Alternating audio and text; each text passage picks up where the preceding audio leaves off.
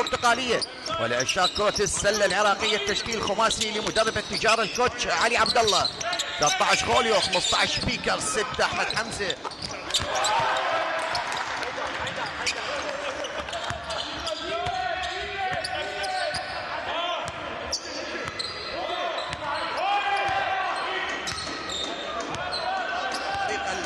الامريكي المتواجد في صفوف فريق نادي الكهرباء، وبراين يحاول ضد التشكيل الخماسي بالستارتنج 5. فريق الكهرباء 28 براين، 7 شاني تافاريوس، 24 علي ثائر، 1 حيدر جمعه، ورقم 2 محمد ثائر. يقود الفريق انطونيوس دوكاس اليوناني. وثلاث التحكيم هم محمد عبد الرحمن، مروان جاد، وارغام علي. ننتقل سريعا الى احداث المباراه المستطيل الصلب قاعة الشعب المغلقه للالعاب الرياضيه والثلاثيه. شاني تافاريوس يفتتح سجله التهديفي وللفريق البرتقالي بثلاثيه 3 نقاط، 5-3 الان، ونحن نلعب وباقي 8 دقائق و46 ثانيه على نهاية الكوارتر الأول. بدرايف حسن عباس يحاول كيك أوت، تعود مرة ثانية للاعب الأمريكي ما سجل. والالتقاطات الدفاعية من حيدر جمعة شاني تافاريوس سجل أول نقاط فريق الكهرباء في مباراة اليوم، المباراة الأولى على قاعة الشعب المغلقة للألعاب الرياضية في العاصمة بغداد. هناك ترافل فايوليشن، ومن السايد لاين احمد حمزه لاعب الخبره 39 عام يقوم بالبول هاندين. كره يحاول ايصال سكرين عند اللاعب الخبره الثاني علاء سليم، لكن تيرن اوفر، خسر الكره علاء سليم. 2 37 عام. كره تعود الكهرباء الفريق الذي يحتل المركز التاسع والتجارة بالمركز العاشر. نتوقعها أن تكون مباراة حماسية لأن مستوى الفريقين متقارب بغض النظر عن مراكز الفريقين التاسع والعاشر. جمعة نايس موف، استخدم اللوحة، سجل أول نقاطه. 2 عام القادم من مدينة الديوانية حيدر جمعة. كرة تعود عند خوليو يحاول ما سجل. الانطلاق الآن من فريق نادي الكهرباء بالترانزيشن. شاين تافاريوس ما سجل أيضا، حاول بإسلام دانك براين. وعلى سليم الآن 1-on-1 مع حيدر جمعة الخبرة، يحاول لكن كرته أيضا ضائعة. علي ثائر،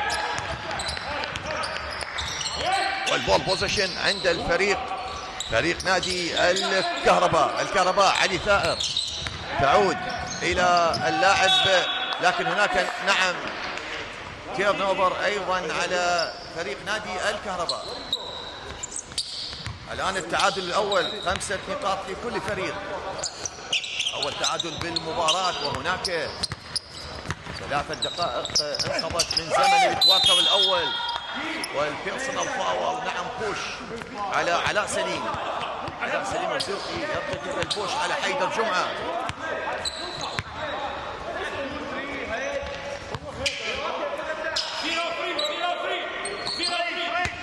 الكهرباء الآن 5 نقاط لكل فريق.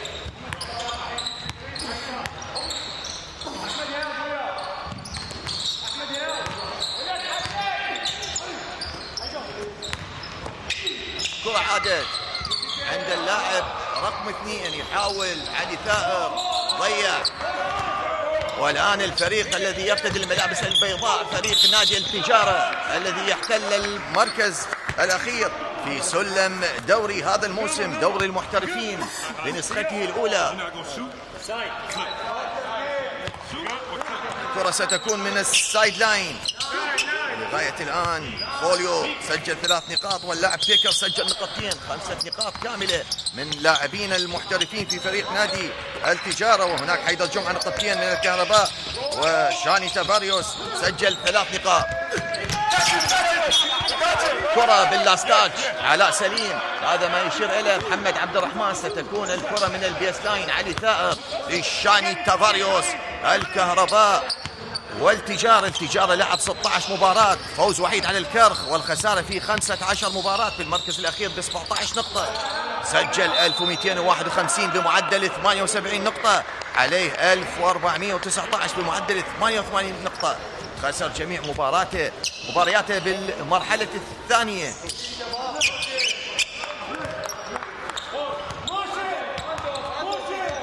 كرة تعود عند فريق نادي التجارة. جود بول هاندينج، لكن هناك تيرن اوفر. حسن عباس لا مسك الكرة. لتبقى النتيجة 5 نقاط لكل فريق. دقيقة كاملة لم يسجل أي فريق أي نقطة، وهناك 6 دقائق كاملة على نهاية الكوارتر الأول. النصف الأول من الشوط الأول. علي ثائر لشاني تافاريوس. تافاريوس يحاول، كرة وصلت عند محمد براين اللاعب الأمريكي، وهناك سكيب باص، لكن أيضا كرة ضاعت على فريق نادي الكهرباء. الأرقام لم تتحرك طوال دقيقة و15 ثانية. التعادل لا زال، وهناك نسبة 2 من 9 بالفيد جول من التجارة، 2 من 6 من الكهرباء. الآن بالإنسايد على سليم، سجل نقطتين باستخدام اللوحة. على سليم سجل 2 بوينتس، والآن التفوق لفريق نادي التجارة والكهرباء. هل سيسجل؟ هل سيكون التعادل الثاني في المباراة؟ شاني تافاريوس يقوم بالبول هاندينج، يريد إيصال الكرة لبراين، لكن لعبها علي ثائر، وصلت لبراين. محمد ثائر بدرايف، حاول، لكن كرته بعيدة عن سلة فريق نادي التجارة الذي يقوم بإدخال الكرة من البيس لاين. أنطونيوس اليوناني هو من يقود كتيبة نادي الكهرباء، وأحمد حمزة بالفانيلة 6 يحصل على خطأ شخصي. سيقف على خط رميات الحرة ب2 شوتس. هذا ما يشير له الحكم مروان جهاد.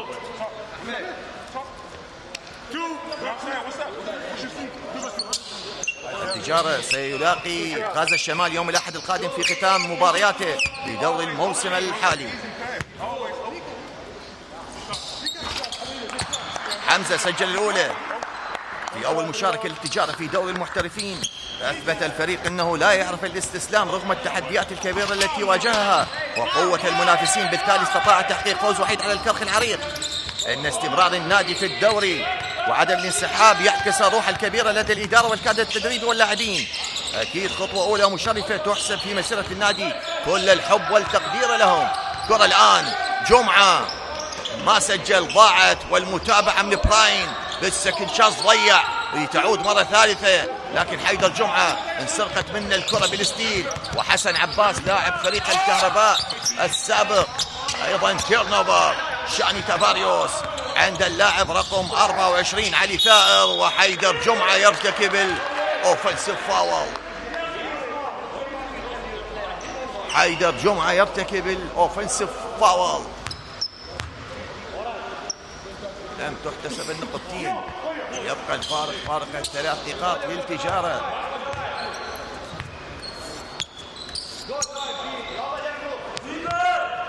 أربعة دقائق و15 ثانية على نهاية الفترة الأولى.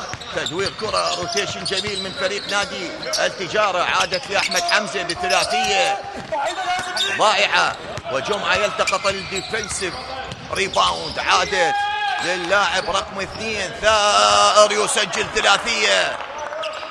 محمد ثائر سجل 3 بوينتس ليكون التعادل الثاني على مسؤوليتي. ستكون المباراة كلوز جيم، ويرد التجارة يرد بثلاثية عن طريق بيكر، متر 89 28 عام. بيكر يرد برمية ثلاثية، يعود الفارق لفريق نادي التجارة بفارق 3 نقاط. خروج علي ثائر من فريق نادي الكهرباء، واشتراك اللاعب سجاد حسين.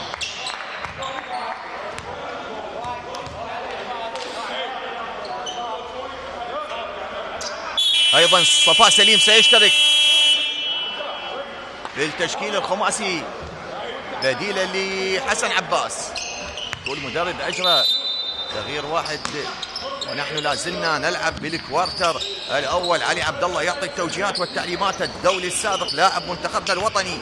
جمعه 1-on-1 على خوليو، جمعه حاول، ايصال الكره لبراين، عادت بالسكند شانس بدرايف ما سجل، عادت عند اللاعب سنتر فريق نادي التجاره خوليو الان، والانطلاق لترانزيشن عند فريق التجاره الابيض من بعيد، كورته ايربول طائره، عادت لبراين لونج باص عند الشاني تافاريوس لبراين، كره وصلت جمعه ضيع الايزي بوينت، حاول بالسكند شانس ايضا ما سجل احمد حمزه، والانطلاق ياتي من الامريكي الذي يستخدم اللوحه ليسجل. بيكر نقطة السابعة، متر 89 28 عام، سجل التو بوينتس، والآن 13-8. لا زالت التجارة مسيطرة على مجريات الكوارتر الأول، والكرة والبول بوزيشن عند فريق الكهرباء،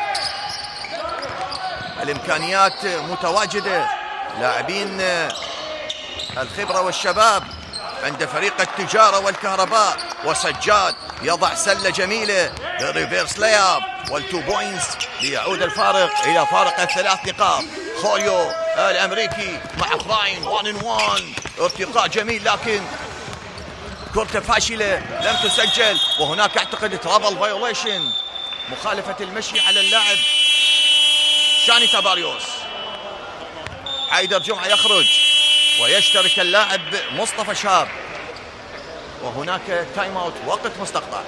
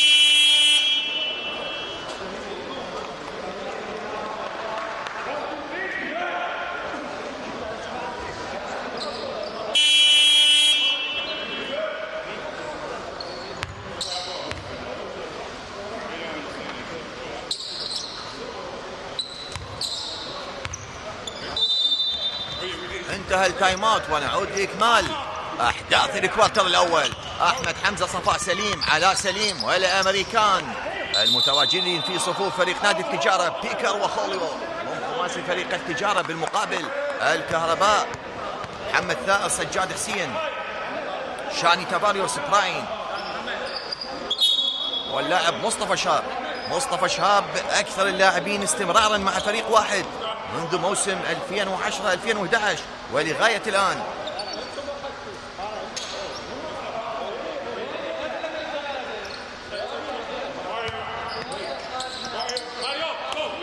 أيضا هناك لاعب فريق نادي الشرطة محمد صلاح منذ موسم 2013-14 ولغاية الآن مع فريق نادي الشرطة شاني، والملازمة تأتي المان تو مان ديفينس من احمد حمزه، كره بالانسايد، سجاد حسين كيك اوت، مصطفى شاب، كره وصلت عند الكهرباء، براين يحاول، مصطفى شاب، لكن هناك نستاتش بالقدم، مصطفى شاب على الخط الجانبي، فريق الكهرباء يعطي التوجيهات والتعليمات، طلب التايم اوت، والآن علاء سليم، نايس موف، علاء سليم لاعب يذكرنا بالمعتزلين لاعبين كرة السلة، وهذه الحركات الجميلة بالفوتورك، سجل التو بوينتس وحصل على خطأ شخصي، جزاء رمية واحدة، سليم ضيع الرمية الحرة، لكن كانت لقطة جميلة من هذا اللاعب، لاعب الخبرة 37 عام، وشقيقة صفاء سليم، والدهم سليم الزوقي، اللاعب الدولي السابق شاني لسجاد حسين لبراين، روتيشن، تدوير كرة عند الكهرباء، يحاول محمد ثائر، عادت وهناك 3 ثوان. شاني بالانسايد لكن تير نوفر ينطلق. صفاء سليم يحاول كيك اوت لكن هناك قطع كرة من شاني تافاريوس الواضح بالصورة. شاني تافاريوس 28 عام، 1.94 متر، صد الكرة والآن تعود من البيس لاين. أحمد حمزة لخوليو، خوليو للاعب الأمريكي الآخر بيكر يرمي ضائعة، وهناك بوش دفع من محمد ثائر يرتكب البيرسونال فاول الخطأ الشخصي، ولا زال الفارق 5 نقاط، وهناك نصف دقيقة على نهاية الكوارتر الأول. واضح بالصورة مروان جهاد، محمد عبد الرحمن وضرغام علي هم ثلاثي تحكيم المباراة الأولى. إن شاء الله سنكون معكم ومباراة ثانية بعد هذه المباراة بين فريق الحشد الشعبي ونادي الدفاع الجوي. سليم يقف على خط رميات الحرة، ضيع الأولى وهناك رمية ثانية كان ممكن أن يوسع الفارق وسجل الرميتين. سليم بالثانية أيضا غير مسجلة، وبراين لشاني تافاريوس. حمزة يريد سرقة الكرة، أحمد حمزة بالملازمة. مصطفى شهاب للاعب شاني تافاريوس، تافاريوس بثلاثية بعيدة، ايربورت كرة طائرة ما وصلت للسلة. تنتقل الحيازة والاستحواذ لنادي التجارة. هناك 13 ثانية على نهاية الفترة الأولى. صفاء لبيكر، بيكر الأمريكي، جود بول هاندينج، وصلت عند أحمد حمزة. حمزة ثلاثيته ضائعة لتعود لفريق نادي الكهرباء، وهناك 1.5 على نهاية الكوارتر. شاني يريد التسجيل فريق نادي الكهرباء، لكن إلى هنا مشاهدينا ومتابعينا الكرام ينتهي الكوارتر الأول بتقدم فريق نادي التجارة ب15 نقطة مقابل 10 نقاط لفريق نادي الكهرباء. استراحة دقيقتان، أترككم مع هايلايتس الكوارتر الأول وأعود معكم لإكمال أحداث الشوط الأول.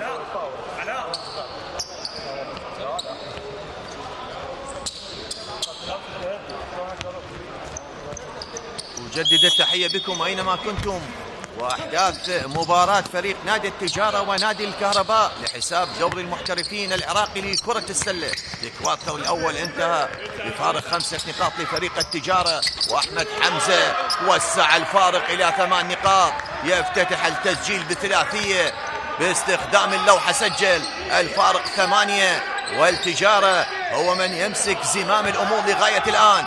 شاني تافاريوس الأمريكي أفضل المسجلين، سجل نقطتين. شاني تافاريوس سجل ال2 بوينتس، يكون الفارق 6 نقاط. وهناك لاست تاتش، ولا زالت الكرة عند فريق نادي التجارة بخماسي صفاء سليم على سليم، خوليو وبيكر، أحمد حمزة والكهرباء سجاد حسين، براين، شاني تافاريوس، مصطفى شهاب وعلي ثائر. ثلاثي التحكيم محمد عبد الرحمن، مروان جهاد، ضرغام علي وخوليو. ضيع ال2 بوينتس، عادت لشاني تافاريوس. شاني الأمريكي، وهناك بيرسونال فاول، هذا ما يشير إلى الحكم محمد عبد الرحمن سجاد الواضح بالصورة. 25 عام، بدأ من ميسان ولعب لنفط البصرة والحشد والشرطة. كرة علي ثائر، اكسترا باص بالانسايد، الآن كيك اوت. علي بدرايف، ضاعت، سيطر عليها بالديفنسيف ريباوند على سليم. خوليو بالانطلاق الآن، كرة وصلت عند صفاء سليم، سليم بالسكيب باص. أحمد حمزة سجل ثلاثية، والآن يسجل أحمد حمزة عبيد، سجل ثلاثية، والده عنده 5 ألقاب بالدوري. سجل أحمد حمزة، عائلة سلوية، عباس وعلي وحسين هم لاعبين كرة سلة سابقين. عباس كان أبرزهم. كرة عادت لبراين، براين باستخدام اللوحة الزجاجية، سجل نقطتين. براين متر و98، 30 عام، وأول نقطتين لهذا المحترف الأمريكي تترجم مستوى فريق نادي الكهرباء. وتأخر بالنتيجة، عادت عند خوليو، خوليو لأحمد حمزة، حمزة ضاعت من أحمد حمزة. تبقى عند فريق نادي الكهرباء. الكهرباء تافاريوس من بعيد، تلف وتطلع، عادت مرة ثانية لبراين، باك تو باك. 4 نقاط على التوالي للأمريكي.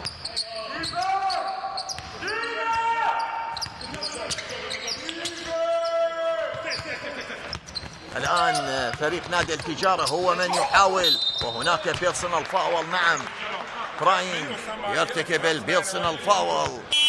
والكهرباء لعب 16 مباراة، فاز في 3، خسر 13 مواجهة، لديه 20 نقطة، لم يحقق أي فوز منذ 11 من كانون الأول الماضي 2024. آخر فوز كان يوم 7/12.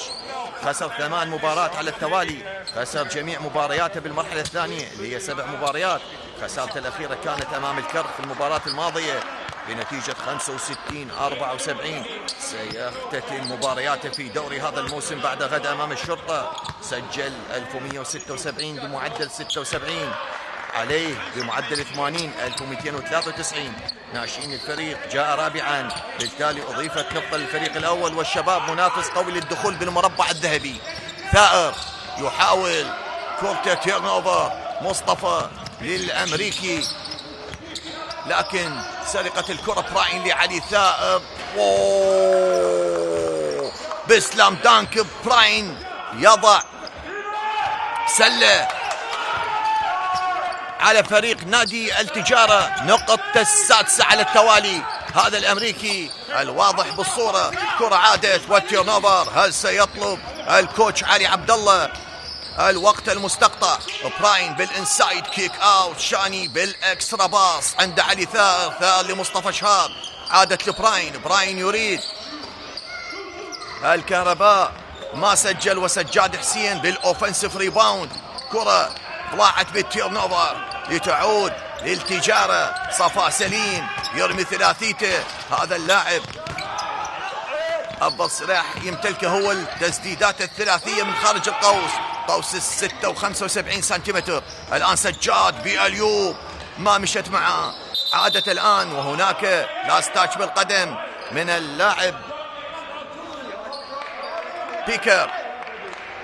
لا زالت الكرة بحوزة فريق نادي الكهرباء. هل سيسجل علي عبد الله؟ هل سيطلب الوقت المستقطع؟ 6 دقائق على نهاية الشوط الأول.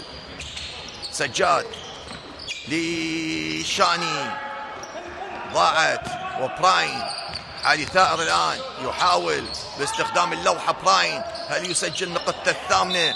لكن ضاعت لتعود لمصلحة فريق نادي التجارة. ضرغام علي يشير أن الكرة لمصلحة فريق نادي التجارة. هل يطلب أنطونيوس دوكاس؟ نعم، طلب الاي ار اس مبكرا. الفارق 5 دقائق و50 ثانية على نهاية الشوط الأول. والاي ار اس كوتش علي عبد الله يحتفظ بالاي ار اس. لاعب منتخبنا الوطني مسيرة حافلة في الدوري، لاعبا حقق 10 ألقاب، بدأها مع الكرخ موسم 2004-2005 واستمرت مع دهوك 4 مواسم تواليا، 8 9 9 10 10 11 و11 12، وانتهت مع النفط بتحقيق 5 ألقاب على التوالي للمواسم 16 17 17 18، وايضا موسم 18 19 و20 21 وموسم 21 22. ختم مسيرته لاعبا قبل موسمين مع دجلة الجامعة ليتساوى مع شقيقه قتيبة، شقيق الأكبر، أكثر اللاعبين تحقيقا لدرع الدوري والدولي السابق مؤيد إسماعيل، لكل منهم 10 ألقاب. باعتقادي الشخصي رقما سيبقى صامدا لسنوات أو لعقود من الزمن. الاي ار اس ينجح أنطونيوس، والكرة لمصلحة فريق نادي الكهرباء من البيس لاين. علي ثائر، مصطفى شهاب بالانسايد، براين نقطة الثامنة.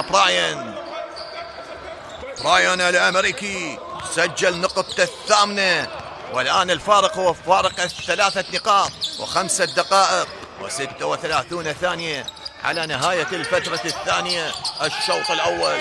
كرة وصلت بالانسايد، عادت لتصل عند الأمريكي بيكر لباقر صفاء. باقر اشترك بديلا. باقر صفاء 23 عام، متر و83. واضح بالصورة باقر. هل سيكون هناك رميات حرة على سلة نادي الكهرباء؟ يعود للتشكيلة الخماسي محمد ثائر بديلا لعلي ثائر.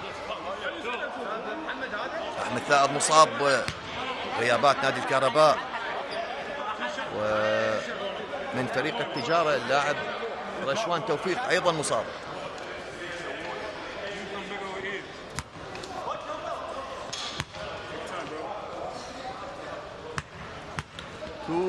فري ثرو.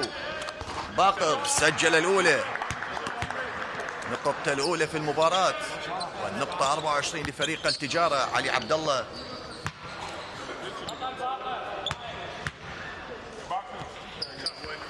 باقر 2 من 2، 100 على 100 لهذا اللاعب الشاب.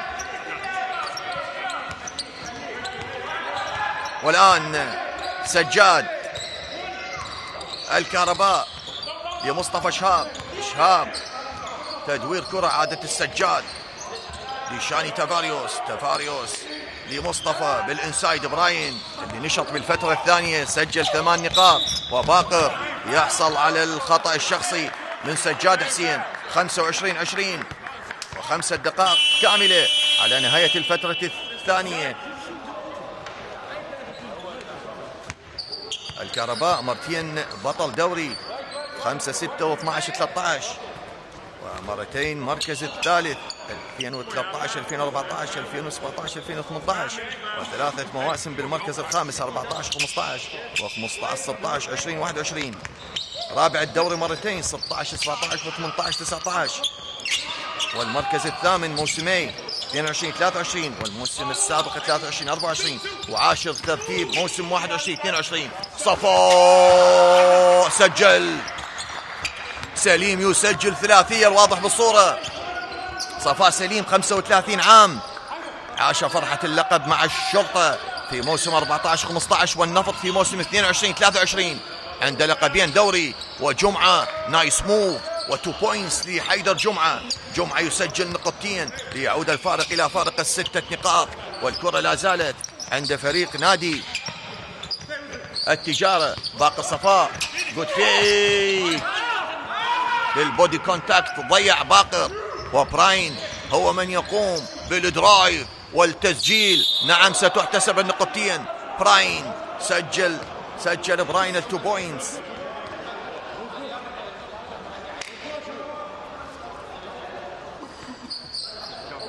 صفاء سليم في موسم 22-23 كان مع النفط، وايضا حيدر جمعة لاعب فريق الكهرباء كان متواجدا ضمن صفوف فريق نادي النفط في موسم 22-23. كرة باقر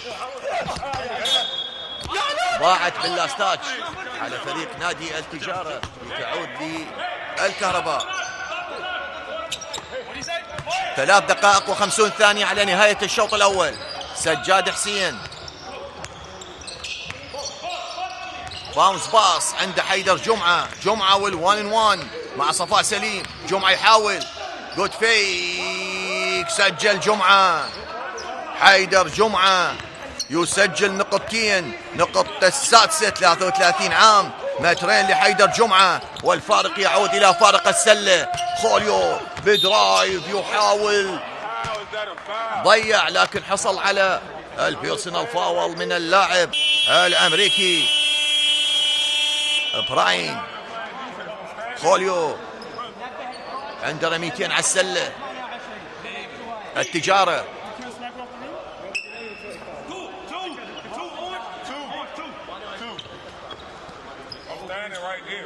عنده بالفيد جول 9 من 27 نسبته 33%. الكهرباء بنسبة 34% سجل 11 من 32 بالتو بوينتس. 4 من 14 نسبة التجارة 28%. والكهرباء 9 من 25 36% بالثري بوينتس. تجارة سجل 5 من 14 بنسبة 35%. والكهرباء 2 من 7 بنسبة 28%. فاول شوت الكهرباء ما رمى أي رمية. التجارة 5 من 9 نسبته 55%. ريباوند التجارة 14 والكهرباء 28.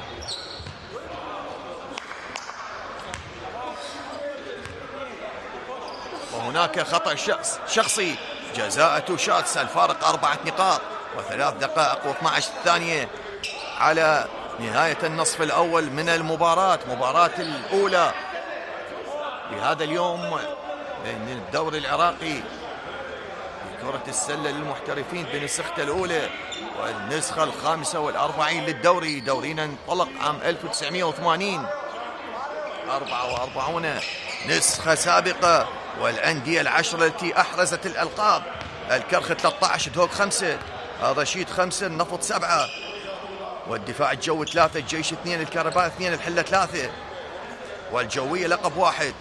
سجل سجاد يسجل 4 نقاط، متر 97، 25 عام، ابن مدينة العمارة. والآن بيكر ب3 بوينتس. بيكر يسجل ليوسع الفارق، وخوليو يرتكب البيرسونال فاول. 17 مدرب تعاقبوا على إحراز الألقاب 44.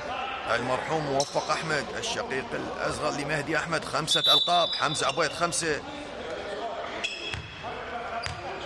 متصدر الألقاب خالد يحيى عنده 6 ألقاب و5 مرات أفضل مدرب. غازي طالب 4، منذر علي شناوي الشهيد 4، محمد النجار 4، علي سماكة 3، ثامر مصطفى 2، مهدي أحمد 2، وبلقب 1. 9 مدربين، كل مدرب أحرز لقب وحدهم. فائز أحمد، جبار كامل، حكمة محمود، نديم، حسين العميدي، عبد الأمير عبد الحسين، حيدر جمعة، خطاب عمر، ماهر خنفير، ونضال غانم. 9 مدربين، لكل مدرب لقب 1.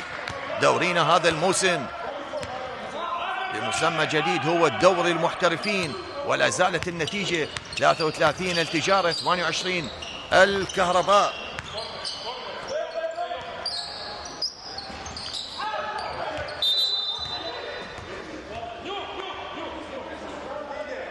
سكند شانس ستعود للكهرباء.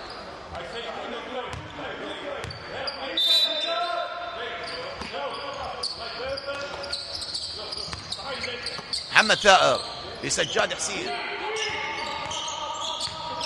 سجاد والكرة عادت لسجاد مرة ثانية.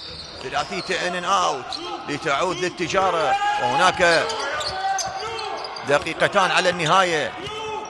الفارق 5. التجارة والكهرباء. التجارة بالمركز العاشر والكهرباء بالمركز التاسع. ما راح تأثر نتيجة المباراة على تسلسل الفريقين. سيختتم الدوري والتجارة متذيلا للترتيب والكهرباء بالمركز التاسع. والانطلاقة تأتي. سجاد الآن يحاول باونس باص لجمعة. جمعة نايس موف. سجل حيدر جمعة يسجل 2 بوينتس. جمعة سجل نقطة الثامنة لغاية الآن. والكرة عادت عند التجارة. خوليو باونس باص على سليم. نايس فيك لكن ضاعت بالتيرن اوفر. شاني تافاريوس للاعب محمد ثائر. ثائر يرمي 3 نقاط ضائعة غير مسجلة، وعادت عند سجاد. سجاد ضيع أيضا رمية ثلاثية. إصرار فريق نادي الكهرباء على الرميات الثلاثية. وهناك تعادلين في المباراة. الفترة الأولى انتهت لمصلحة التجارة 15-10. والشاني تافاريوس ان اوت. والكرة لا زالت عند الأمريكي بالفانيلة 7. نايس درايف اب اند ان 2 بوينتس. الفارق نصف سلة. المباراة جميلة فيها طابع الحماس والندية والإثارة الذي سيستمر على مدار الأشواط الأربعة. خوليو بسلام دانك سجل. خوليو الأمريكي يضع سلة ساحقة على فريق نادي الكهرباء ليوسع الفارق إلى فارق 3 نقاط. وشاني تافاريوس الفارق 3 وهناك 10 ثوان على النهاية. الكهرباء هل سيسجل؟ الكهرباء يحاول باستخدام اللوحة. ضيع وبيكر ينطلق وهناك 4 ثوان على النهاية. بيكر يقف على خط 3 نقاط ليسجل. بيكر الأمريكي يسجل ثلاثية لينتهي النصف الأول من المباراة. 38 نقطة للتجارة مقابل 32 نقطة لفريق نادي الكهرباء. استراحة قصيرة ونعود معكم لإكمال أحداث المباراة. لا تذهبوا بعيدا.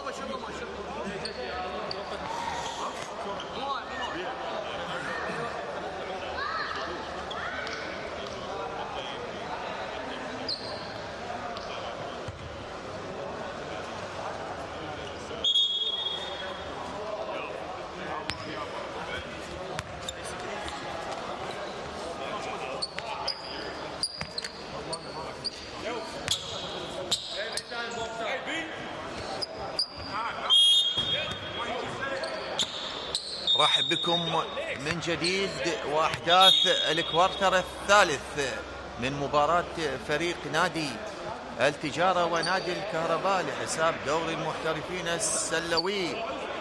التجارة والكهرباء المباراة الأولى تأتيكم من قنوات شبكة الإعلام العراقي بالتعاون مع شركة عشتال للإنتاج والتسويق الرياضي. الكرة عند فريق نادي الكهرباء، شاين تباري والسجاد حسين، حيدر جمعة، براين واللاعب محمد ثائر. هم خماسي فريق نادي الكهرباء بقيادة أنطونيوس اليوناني. أما التجارة بالملابس البيضاء أحمد حمزة عبيد، صفاء سليم مرزوقي، وخوليو وبيكر واللاعب علاء سليم. هم خماسي كتيبة الكوتش علي عبد الله. البول بوزيشن الآن عند فريق نادي التجارة، ضاعت من أحمد حمزة. كرة تعود عند الكهرباء بالإنسايد، حيدر جمعة، كيك أوت للاعب محمد، ضيع الثلاثية لتعود مرة ثانية لبراين الذي نشط بالكوارتر الثاني وسجل 10 نقاط كاملة بعد أن غاب عن التسجيل بالكوارتر الأول. الكوارتر الأول 15 التجارة، 10 الكهرباء. الكوارتر الثاني 28 الكهرباء، 17 التجارة. بالمحصلة نتيجة الشوط الأول انتهت 38 نقطة الكهرباء مقابل 32 نقطة للتجارة.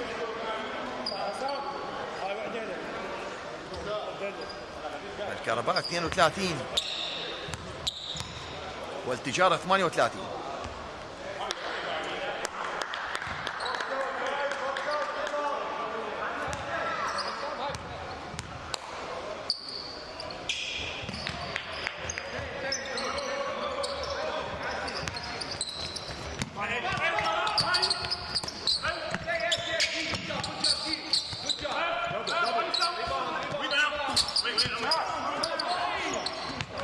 كرة تعود عند التجارة، بيكر اللاعب الأمريكي بالفانيلة 15 الذي سجل لغاية الآن 13 نقطة. التجارة بالكوارتر الأول والثاني من التيرنوفر سجل 7 نقاط، سجل من منطقة البينت أسفل السلة 10 نقاط، بالسكند شانس نقطتين، ومن الفاست بريك عنده 8 نقاط.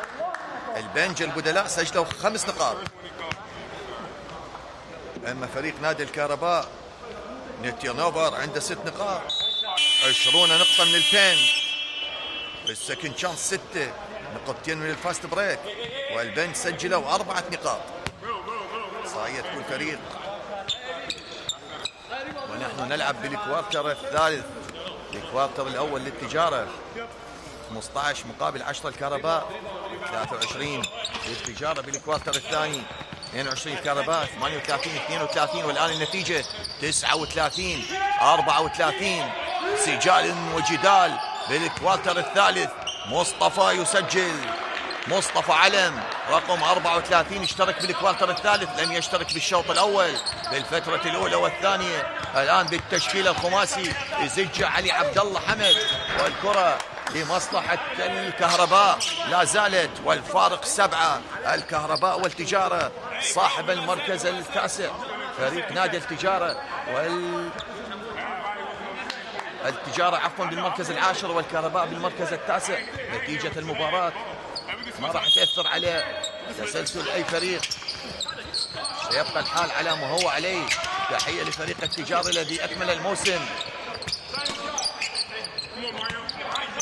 كرة تعود جمعة للاعب محمد ثائر، ثلاثيته ما تسجل. براين بالالتقاطات الهجومية الأوفنسيف ريباوند، لتعود مرة ثانية عند محمد ثائر. سجاد حسين لكروس باص عند براين، 1-on-1 على خوليو. براين يحاول، كورته تصل عند شاين تافاريوس، لتعود عند بيكر ينطلق، وهناك تكنيكال فاول على شاين تافاريوس، إشارة من الحكم محمد عبد الرحمن. سيكون هناك رمية، وتعود الحيازة والاستحواذ للفريق الذي كان مسيطرا على الكرة. سيقوم أنطونيوس بتغيير اللاعب الأمريكي شاين تافاريوس. تافاريوس سجل لغاية الآن رقم 7، سجل 7 نقاط، 3 من 8 بالفيد جولز، 2 من 5 بالتو بوينتس، 1 من 3 بالثري بوينتس. بيكر الواضح بالصورة، الأمريكي الآخر في صفوف التجارة حمزة من السايد لاين لبيكر الأمريكي بيكر، والملازمة من شاني تافاريوس اللي ارتكب التكنيكال فاول.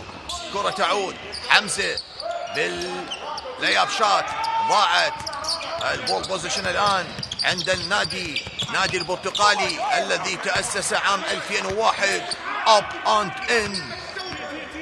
سجل شاين تافاريوس نقطة التاسعة، 1.94 متر. شاهدنا ارتقاء وتسجيل، ليعود الفارق الآن إلى فارق 6 نقاط. هناك 7 دقائق على نهاية الكوارتر الثالث النصف الأول، والتيرنوفر، وينطلق اللاعب علي ثائر ويسجل نقطتين. ثائر يسجل ال2 بوينتس، والفارق الآن فارق 4 نقاط. كما نوهت في البداية، المباراة ستكون كلوز جيم على مسؤوليتي. حاول بيكر، كسب خطأ بيكر اللاعب المحترف مروان برغام علي يشير ان هناك 2 شوتس. وعودة حسن عباس اللي اشترك بالتشكيل الخماسي في بداية المباراة، وخروج اللاعب صفاء سليم. حسن عباس مثل الكهرباء عدة مواسم، ضاعت الأولى من بيكر.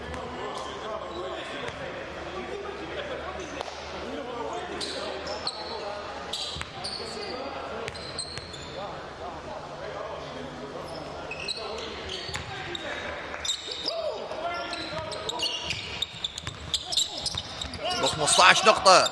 بيكر 1.89 متر، 28 سنة، والفارق 5. والكهرباء الآن هل سيسجل؟ هل سيكون الفارق أقل من 5 نقاط؟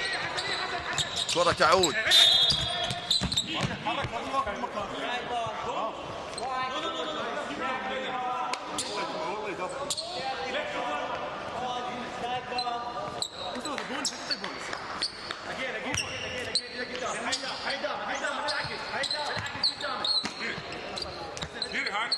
كرة من السايد لاين، علي ثائر عند حيدر جمعة. الكهرباء يحاول أن يكون الفارق فارق 3 نقاط أو النقطتين. علم يرتكب البيرسونال فاول، مصطفى علم ارتكب الخطأ الشخصي. الآن كل فريق عليه 3 أخطاء، 43 38. التجارة مسيطرا على زمام الأمور، وأحمد حمزة يرتكب خطأ شخصي، الخطأ الشخصي الرابع على الفريق، أي خطأ شخصي على فريق نادي التجارة سيكون رمي على السلة، وهناك وقت طويل على الفترة الثالثة 6 دقائق و10 ثوان. كرة للبيس لاين، علي لبراين الأمريكي، كيك أوت، حيدر جمعة 1-on-1 على مصطفى علم، حيدر جمعة بالإنسايد يسب خطأ شخصي، جزاء 2 شوتس.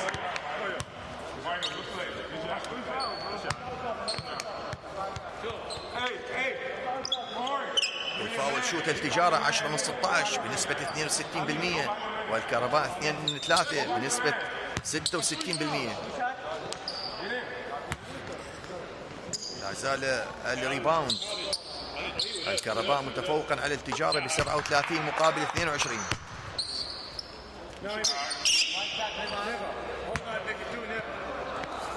حيدر جمعة لعب 16 دقيقة و53 ثانية، سجل 10 نقاط و9 ريباوند، قريب جدا من الدبل دبل. الآن عنده دبل فيجر، 10 نقاط بالدبل فيجر، وسيكون بريباوند واحد ويدخل الدبل دبل، وهو أول دبل دبل في المباراة. تسجلت النقطتين لمصلحة التجارة، الفارق 6. الكهرباء الآن براين لشاين تافاريوس، شاين يسيطر على كورته، عنده حيدر جمعة، جمعة ثلاثية ضائعة ما تسجلت. ليعود التجارة بكرة مصطفى علم للميد رينج، سجل 2 بوينتس. علم يسجل نقطة الرابعة في المباراة، متر 97 31 سنة، والفارق 8.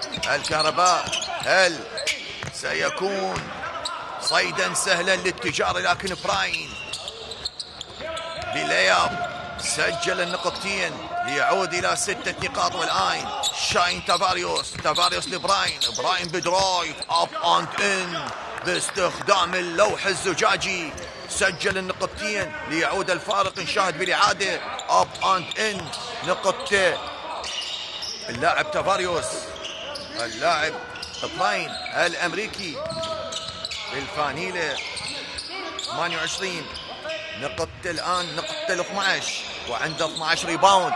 أول دبل دبل للأمريكي اللي يبلغ من الطول متر 98 30 عام. كرة تعود بيكر، بونز واحدة بوم بوم.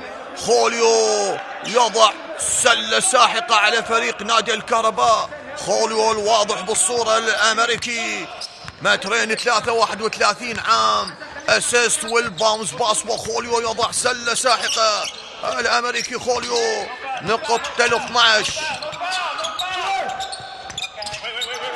كرة تعود الآن التجارة، والفارق فارق 6 نقاط، وهناك 3 دقائق و45 ثانية على نهاية الفترة الثالثة. مصطفى علم من ال3 نقاط ضيع، عادت عند الكهرباء اللاعب علي ثائر، ثائر بالاوبن شات ما رمى السلة، لتعود عند براين، براين الامريكي. شاين تافاريوس من منطقة البن سجل 2 بوينتس. شاين تافاريوس يسجل نقطتين، نقطة 11 متر 94 28 عام، وعادت المباراة للكلوز جيم. الفارق 4، كان الفارق 8 نقاط، وفريق الكهرباء عمل فوزي روران وحسن عباس يرتكب لترافل فايوليشن المشي، وهناك تغيير مزدوج في صفوف فريق التجارة. علاء سليم يعود للتشكيل الخماسي، وأيضا أمير عادل، وخروج مصطفى علم وأحمد حمزة. التجارة النادي الذي تأسس عام 1974 لعب، اشترك فريقه في سبعينيات القرن الماضي، لكن لم يكن هناك دور منظم، لم يشترك في الدور المنظم الذي انطلق عام 1980. وثلاثية شان تافاريوس يسجل 3 نقاط، نقطة 14 لتعود المباراة إلى فارق السلة الواحدة، نصف سلة 49 48. وهناك بيرسونال فاول للأمريكي نشاهد بالإعادة شان تافاريوس سجل ثلاثيته، نقطة 14 لغاية الآن.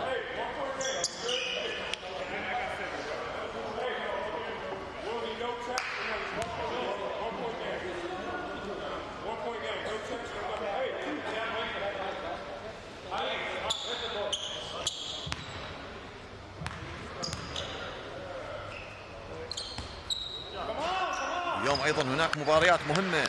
الحلة يستضيف زاخف الحلة، والكرخ يحل ضيفا ثقيلا على غاز الشمال في كركوك.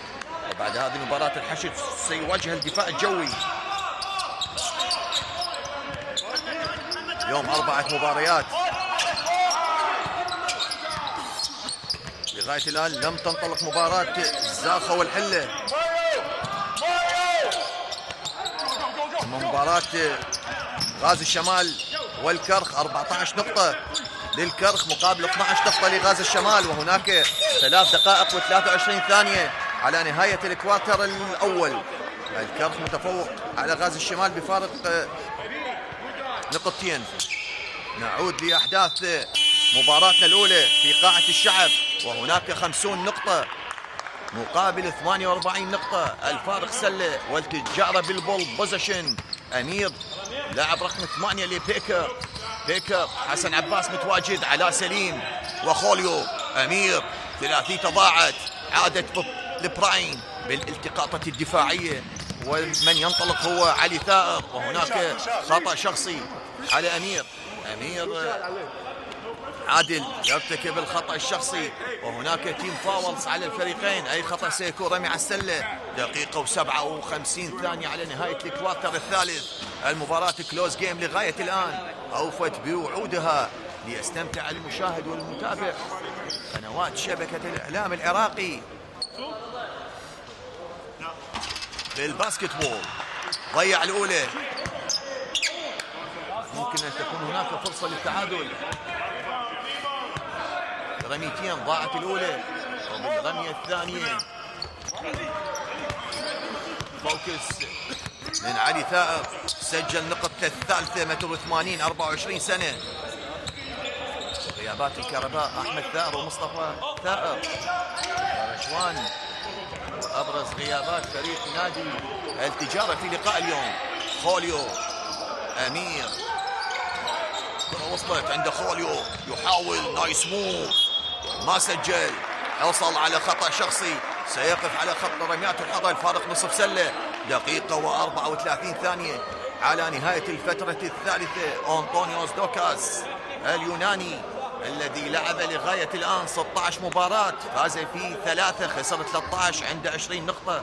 لم يحقق أي فوز منذ 11 من كانون الأول الماضي 2024. آخر فوز كان بتاريخ 7 من كانون الأول. خسر 8 مباريات على التوالي، خسر جميع مباريات المرحلة الثانية 7. خسارة الأخيرة أمام الكرخ ب 65-74. معدل التسجيلي بالأوفنس 76 نقطة، سجلت بسلته 80 نقطة. هذا كل ما يخص فريق نادي الكهرباء، بطل الدوري بنسختين ماضية مع حمزة عبيد 5-6، والنجار بال2012-2013 مرتين مركز ثالث. موسم 13-14 وموسم 17-18. كرة ضائعة عادت لبراين بالسكند شانس للكهرباء. الفارق نقطتين، هل سيكون التعادل الثالث؟ حيدر جمعة يحاول كرة قصيرة لتعود مرة ثانية، لكن هناك لاست تاتش من براين. ضاعت نقطة التعادل على فريق نادي الكهرباء، والآن الفرصة مؤاتية، وهذا المدرب الواضح بالصورة ب10 ألقاب دوري يعطي التوجيهات والتعليمات. عباس من خارج القوس، كرة ضائعة لتعود مرة ثانية للكهرباء. الفرصة مؤاتية للتعادل، لتعود المباراة إلى نقطة البداية. سجاد بالسكيب باص عند الشاني تافاريوس. الكهرباء لا يريد التعادل، يريد التفوق بفارق نصف سلة. 17 نقطة للشاني تافاريوس، والآن نصف سلة التفوق الأول لفريق نادي الكهرباء على فريق نادي التجارة الذي سيطر على زمام الأمور في الكوارترات الثلاثة. خوليو سجل 2 بوينتس ليعود التسابق والتلاحق السجال والجدال. نصف سلة الآن للتجارة، وهناك 10 ثوان على نهاية الفترة الثالثة. البول بوزيشن وصلت عند الشاني تافاريوس من 17 نقطة باللياب شات ضاعت، وينتهي الكوارتر الثالث بتفوق التجارة ب 53 نقطة مقابل 52 نقطة لفريق نادي الكهرباء. دقيقتان وأعود معكم لإكمال أحداث المباراة.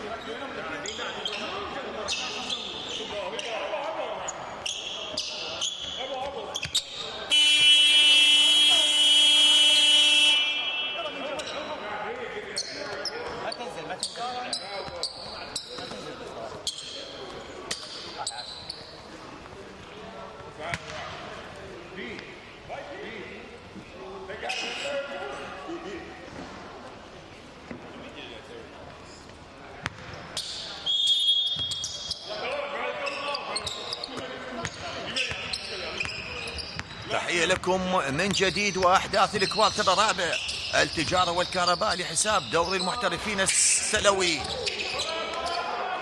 انتهى الكوارتر الثالث بفارق نصف سلة للتجارة 53 مقابل 52. والآن علاء سليم يضيف بلس 2 نقطتين لتصبح النتيجة 55-52.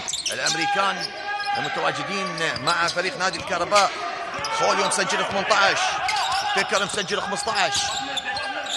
33 نقطة لأجانب نادي التجارة. أما الكهرباء شاني تافاريوس 17 وبراين مسجل 14. أيضا هناك 31 نقطة من سجل التهديف لفريق نادي الكهرباء. وسليم يضع سلة جميلة، سليم بدرايف سجل نقطتين، نقطة الثامنة بالمباراة والفارق 5. التجارة هل سيعود يتسيد أحداث المباراة؟ الكهرباء تفوق على التجارة في نهاية الكوارتر الثالث بفارق نصف سلة، وسرعان ما عاد التجارة يتفوق على الكهرباء. والمباراة لا زالت هناك 8 دقائق و35 ثانية على نهايتها والفارق 5. وبيكور نايس درايف ضيع لتعود بالباونس باس عند شاني تافاريوس. كرة وصلت لسجاد بالأوبن شات ضاعت. سليم يلتقط وبراين يحاول، واللاعب أمير وصلت عند بيكر. وسليم الآن يريد أن يعيد الدرايف نقطة السادسة على التوالي لكن ضيعها. وأحمد حمزة عبيد يعود للتشكيل الخماسي بديلا لأمير عادل وأنطونيوس دوكاس اليوناني يترقب المباراة. المركز التاسع هو من نصيب نادي الكهرباء سواء فاز أو خسر في هذه المباراة، والتجارة بالمركز العاشر، لكن هناك صراع على المراكز من 3 لغاية 8 الفرق. هناك مباريات مهمة ونتائج دوري الشباب ستحسم من سيكون بالمركز الثالث، الرابع والخامس لغاية المركز الثامن.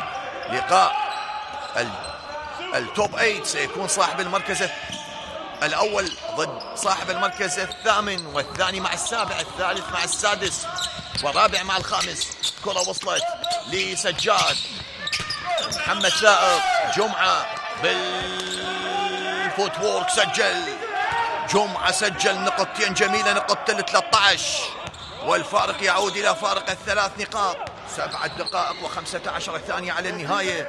صراع اليوم، مباراة مهمة، نحاول أن نحصل على نتيجة مباراة الغاز والكرخ التي تقام هناك في كركوك. الكرخ متقدما على فريق نادي الغاز ب27 نقطة مقابل 20. الكوارتر الثاني باقي له 8 دقائق ونصف. اما مباراة الحلة وزاخو التي تلعب في الحلة، الكوارتر الأول باقي 5 دقائق، 9 زاخو 8 الحلة. نضع المشاهد والمتابع للشأن السلوي للكرة البرتقالية للدور العراقي، دور المحترفين بالنسخة الأولى. نعود للتجارة والكهرباء، المباراة التي تقام في قاعة الشعب المغلقة التي شيدت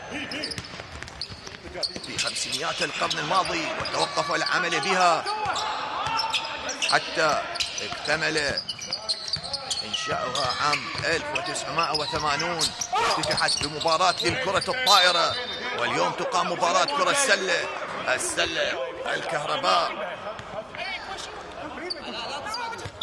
الفارق 3 نقاط والبول بوزيشن، وهناك تايم اوت لفريق نادي الكهرباء.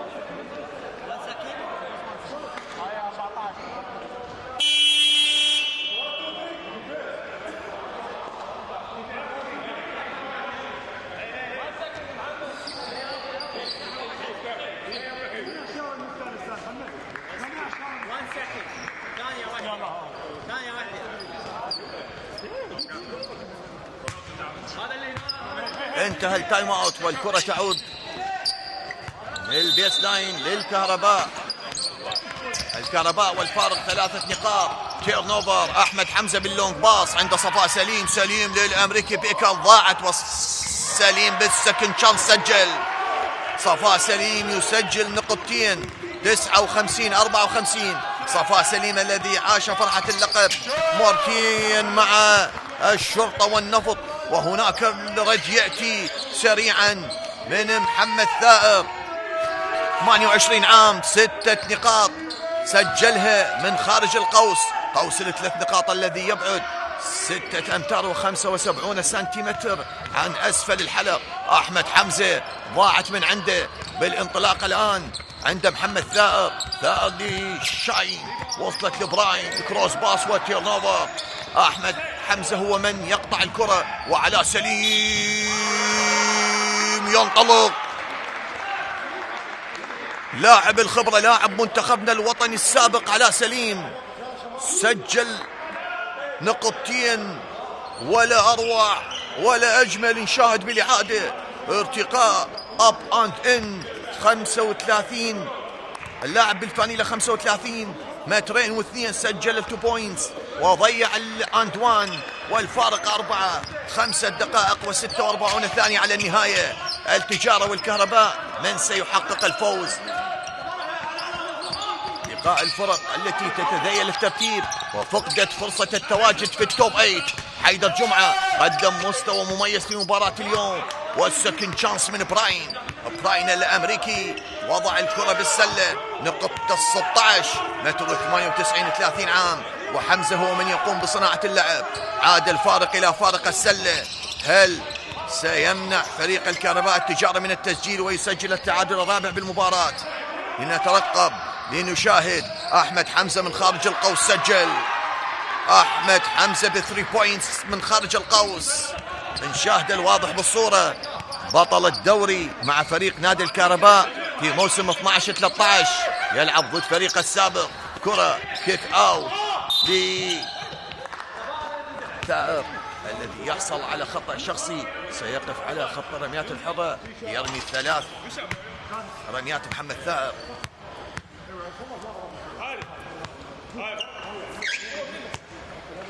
أفضل مسجلين عند التجارة.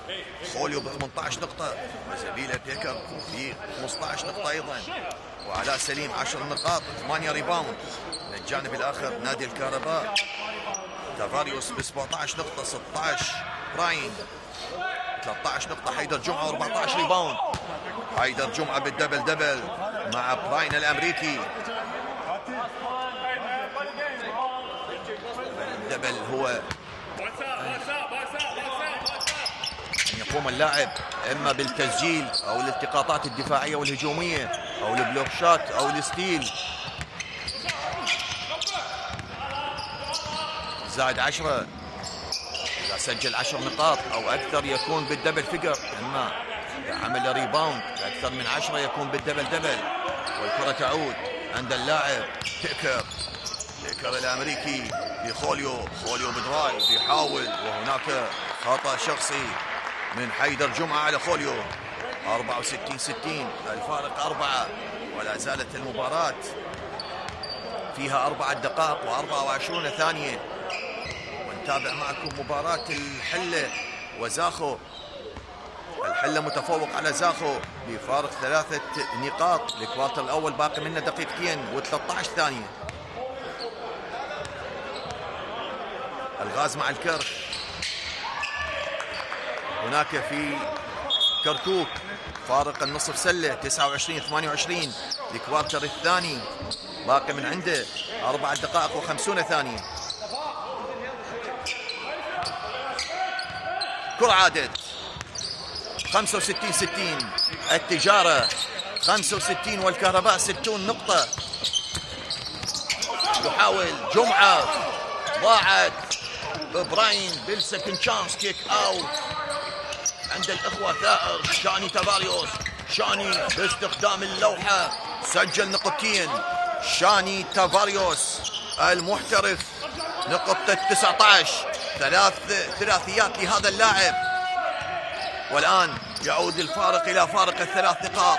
خوليو أمام براين، وبراين ضرب الكرة بالقدم لتكون مخالفة، وهناك 14 ثانية على الهجمة عند فريق التجارة. التجارة سجل 65 نقطة. أنطونيوس اليوناني يترقب هل سيحقق الفوز الرابع في دوري هذا الموسم أم التجارة سيحقق فوزه الثاني قبل النهاية بخطوة واحدة. التجارة سيواجه غازة الشمال يوم الأحد القادم في ختام مباريات لدوري المحترفين. أما فريق الكهرباء سيلعب بعد غد أمام الشرطة. كل فريق لديه مباراة واحدة. الفارق 3 دقائق و35 ثانية على النهاية. نهاية المباراة بالكوارتر الرابع. الكوارترات 15-10 الكوارتر الأول للتجارة، والكوارتر الثاني كانت 23 التجارة 22 الكهرباء. الشوط الأول انتهى فارق 6 نقاط 38-32 لفريق التجارة. بداية الكوارتر الثالث كانت 53-52. الفترة الثالثة 15 التجارة 20 الكهرباء. 53 52. انطلق بها الكوارتر الرابع. كرة عادت لخوليو بالانسايد، كيك اوت لكروز باص ضاعت من احمد حمزه، تصل عند الامريكي سيسجل نعم ويحصل على الخطا. لا اعتقد سيكون هناك سبورتس مان لايك ام سيكون بيرسونال فاول. اكتفى محمد عبد الرحمن باعطاء تو شاتس. شاني تافاريوس 19 نقطة، أفضل مسجلي فريق الكهرباء لغاية الآن. الكهرباء اللي عنده بفيد جول 26 من 72 بنسبة 35%. بالتو بوينتس 21 من 50 بنسبة 42%. من الثلاث نقاط 5 من 23 بنسبة 21%. من الفاول شوت 5 من 10 بنسبة 50%. التجارة 22 من 59 بالفيد جول، 14 من 34 بالتو بوينتس بنسبة 41%. من الثلاث نقاط عنده 8 من 25 بنسبة 32%. بالفاول شوت 13 من 23 بنسبة 56%. 55 ريباوند للكهرباء، 35 ريباوند للتجارة. نعود للمباراة. شاني تافاريوس لعلي ثائر. جمعة يحاول لكن البلوك شوت من على سليم. بودي كونتاكت، ما ارتكب الفاول على سليم. ينطلق يمرر للأمريكي الذي يستخدم اللوحة بالإيزي بوينت. سجل الأمريكي بيكر نقطة 67 ونقطة 17 لغاية الآن. عنده ثلاث رميات ثلاثية إن على فريق نادي الكهرباء. براين الآن بالإنسايد. براين ضرب الكرة للاعب علاء سليم، هذا ما يسمح به القانون لتكون للسكند شانس للكهرباء. ستلعب الكرة من البيس لاين أم من السايد لاين، من الخط الجانبي للسايد لاين. اللاعب علي ثائر لشاني تافاريوس وأحمد حمزة سيرتكب البيرسونال فاول. نعم أحمد حمزة يرتكب البيرسونال فاول وسيقف الأمريكي شاني تافاريوس على خط الرميات الحرة. لديه رميتين، الفارق 3 وهناك دقيقة و58 ثانية على نهاية المباراة. من سيحقق الفوز، الكهرباء أم التجارة؟ الكهرباء بالمركز 9 والتجارة بالمركز 10. سجل الأولى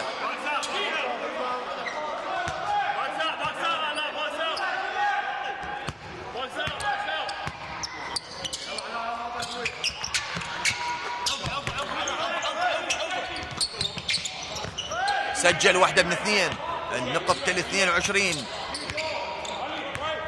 شاني تافاريوس ليكون الفارق فارق السلة الواحدة. والتجارة لحظات مهمة، ثواني عصيبة على كل فريق. كل فريق لا يريد أن يخسر، سواء تأهل للتوب 8 أو لم يتأهل. المدربين على أعصابهم، أشاهدهم أمامي علي عبد الله حمد وأنطونيوس دوكاس اليوناني. وهناك سيكون رميات حرة لبيكر 67 65. الفارق سلة، الفترات الثلاثة 15 التجارة 10 الكهرباء و23 التجارة 22 الكهرباء.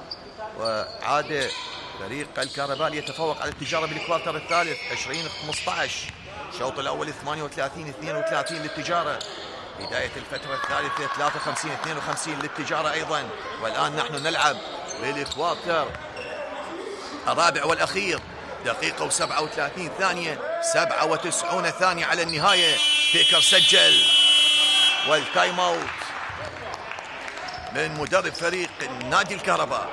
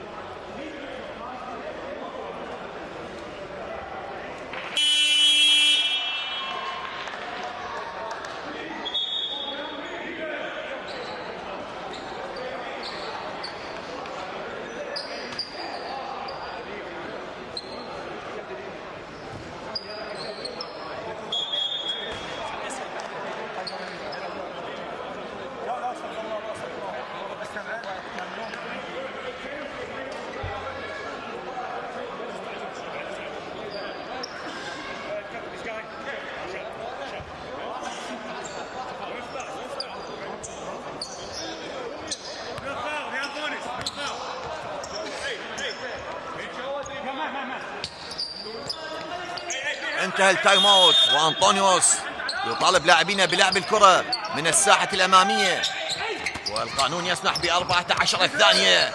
ونايس موف، نقطتين سجل سجاد حسين بالفانيلة 55، نقطة السادسة متر 97. وهناك بيرسونال فاول من محمد ثائر، والفارق فارق 2 بوينتس. وهناك في الحلة يستضيف زاخو، والنتيجة باقي 8 دقائق و13 ثانية على نهاية الكوارتر الثاني. الحلة 19-21 زاخو. أما مباراة غازي الشمال والكرخ في كركوك.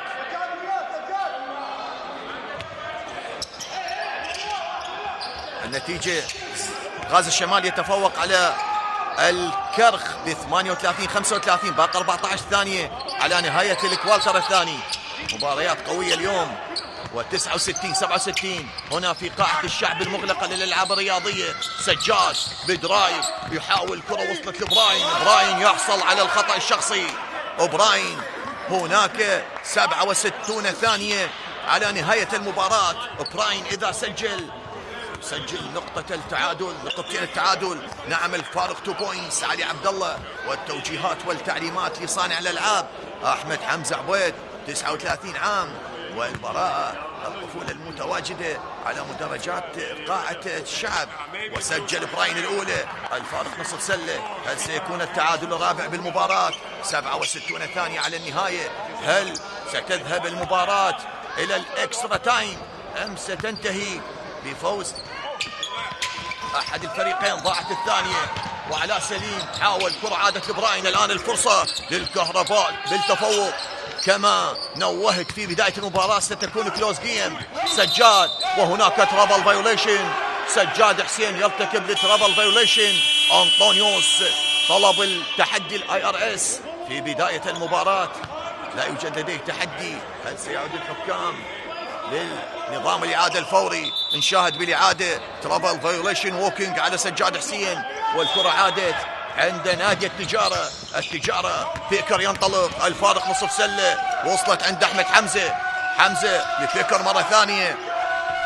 55 ثانية على ختام المباراة، على النهاية. باقي الصفاء زج بيه المدرب علي عبد الله من أجل أن يكون بول هاندنج للفريق، لكن حاول على السلة، ضاعت. والفرصة مؤاتية عند الكهرباء. هل سيسجل سجاد؟ هل ستصل الكرة عند الأمريكي براين؟ نعم، براين الأمريكي بالفانيلة 28 يحاول التسجيل. الكهرباء والتجارة، الفارق نصف سلة. جمعة يحاول، والوان مع علاء سليم. جمعة هل سيكسب خطأ؟ نعم، جمعة يحصل على خطأ شخصي، جزاء رميتين على السلة. جمعة 1 من 2 يكون التعادل، لكن هناك بول بوزيشن عند التجارة. الفارق نصف سلة. مباراة رغم انها بين فريقين لا يتنافسان على التواجد بالتوب 8، لكن المتعة والإثارة والحماس متواجد هنا في بغداد العاصمة، قاعة الشعب للألعاب الرياضية. اللقاء الأول، وهناك لقاء ثاني سيكون بين نادي الحشد الشعبي والدفاع الجوي. نضعكم بالصوت والصورة. 26 زاخو 19 الحلة. المباراة هناك في الحلة، وغازي الشمال مع فريق الكرخ في كركوك. غازي الشمال والكرخ. غازي الشمال بفارق 6 نقاط، 41-35 انتهى بها الكوارتر الثاني. وهنا جمعة ضاعت من حيدر جمعة، ولا زالت الكرة. هل سيرتكب البيرسونال فاول؟ قطعها جمعة، عادت كرة عند شاني تافاريوس، ضيع شاني، والاوفنسيف ريباوند. حيدر جمعة سجل، وعلي عبد الله يطلب التايم اوت.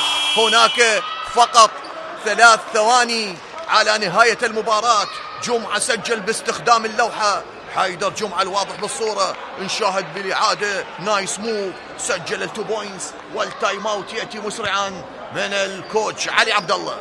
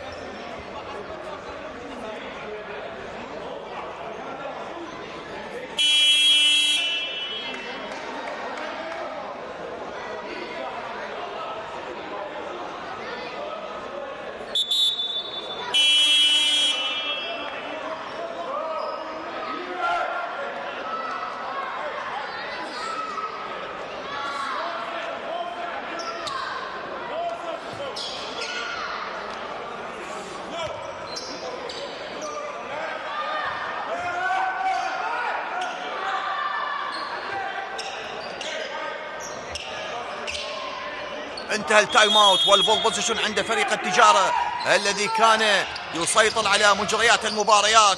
بيكر بثلاثية سجل كأنها ثلاثية لقب دوري. بيكر يسجل ثلاثية لينهي بها المباراة بتقدم فريق نادي التجارة ب 72 نقطة مقابل 70 للكهرباء. 72 التجارة 70 نادي الكهرباء. مبارك للتجارة، هارد لك لفريق نادي الكهرباء. الحلة وزاخو، لا زال زاخو هو متفوق على فريق نادي الحلة ب 29 مقابل 20. هناك 6 دقائق و20 ثانية على نهاية الكوارتر الثاني. أما مباراة غازي الشمال مع الكرخ، غازي الشمال 41 نقطة مقابل 35 نقطة لفريق نادي الكرخ، انتهى بها الكوارتر الثاني. هناك ثانية واحدة نشاهد بالإعادة. بيكر سجل من بعيد، بيكر يسجل. وثانية ونصف على النهاية. ماذا سيعطي أنطونيوس دوكاس لاعبينه؟ هناك ثانية ونصف. هل سيستطيع نادي الكهرباء التسجيل؟ نذهب للإكسترا تايم. 72-70، ثانية ونصف على النهاية. بيكر اللي سجل الثلاثية، اللاعب الأمريكي ب 22 نقطة. خوليو زميله ب 19 نقطة. وأحمد حمزة ب10 نقاط، 5 لصفاء سليم، نقطتين لباقي الصفاء. الجانب الآخر براين 17 نقطة، شاني تبارس 22، حيدر جمعة 15 و17 ريباوند. كرة الآن للكهرباء، ثانية ونصف، وصلت لبراين لكن انقطعت. وإلى هنا يا من تشاهد وتتابع قنوات شبكة الإعلام العراقي، التجارة صاحب المركز الأخير ينهي المباراة متفوقا على فريق نادي الكهرباء ب 72 نقطة مقابل 70. لا تذهبوا بعيدا، سأكون معكم ومباراة الحشد الشعبي والدفاع الجوي بعد هذه المباراة.